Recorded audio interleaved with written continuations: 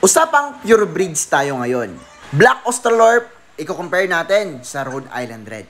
Mauuna tayo sa Black Australorp o tinatawag ding Australian Black Orpington. Sa pangalan pa lang, alam nyo na kung saan nanggaling ito dahil native chicken ito ng Australia.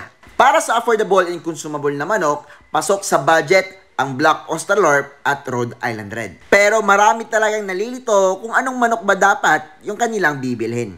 Ang Black Australorp ay kayang mangitlog ng 260 hanggang 300 eggs a year. Base din sa obserbasyon ko at eksperimento, mas malaki ang katawan nitong Black Australorp kumpara sa Rhode Island Red at mas maganda ang immune system nito. Based sa research, yung pinoproduce itong itlog is light brown eggs lang daw. Pero base sa nakolekta ko ngayong araw, may napuproduce silang brown eggs. Mas konti lang yung Black Australorp ko pero mas marami yung napuproduce nilang itlog. Rhode Island Red chickens naman tayo. Ang breed na to, isa sa tinuguriang pinakamalakas maibenta dito sa Pilipinas. May kakayanan nitong mangitlog ng 260 eggs a year. Pinangalan nito sa Rhode Island City sa US.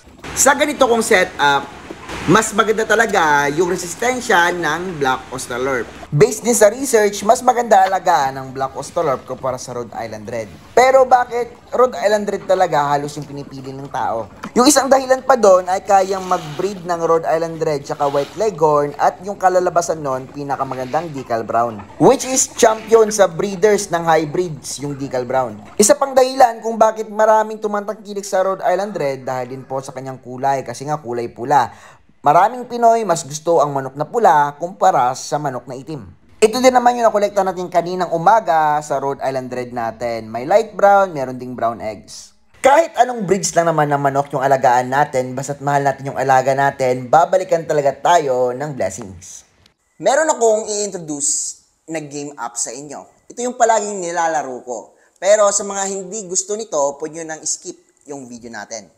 Ang larong ito ay tinatawag na Game 8. Pwede kang kumita rito habang nasa bahay ka lang. At dahil nanood ka ng video natin, meron itong promo sa comment section natin. Click mo lang yon. Parang pasok! Dito guys, sobrang daming mga laro at mamimili ka na lang kung anong gusto mong laruin dito guys. And by the way guys, kung gusto nyo mag-deposit, click lang natin yung plus dito sa taas. And yan guys, pwede ka mag-deposit gamit ang GCash, PayMaya, USDT. And dito guys, pwede kang mag-deposit ng 102 pataas. And kung gusto nyo naman mag-cash out dito, click lang natin sa katabi niya. And yun guys. And meron tayong mga promo dito guys. Kaya sobrang ganda talaga itong apps at sobrang bilis mga laro dito. Dito tayo sa slot.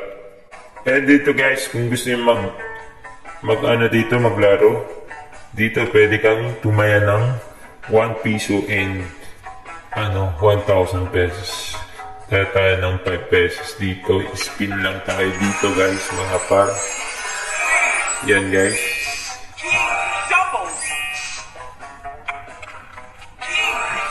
Bali, meron tayong 100 na balance.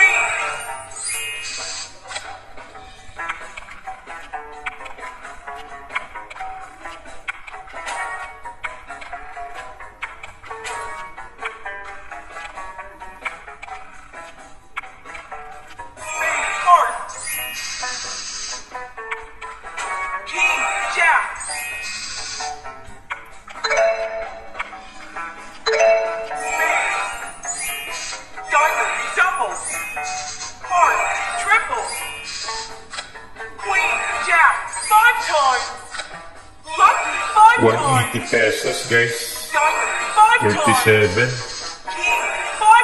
20, 15,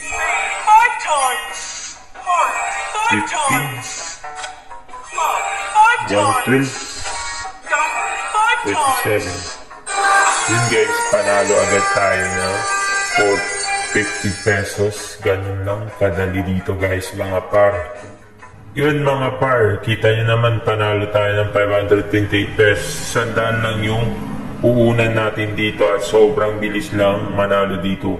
Kung gusto mo dito guys, click mo na yung link ko sa description then mag-register ka na.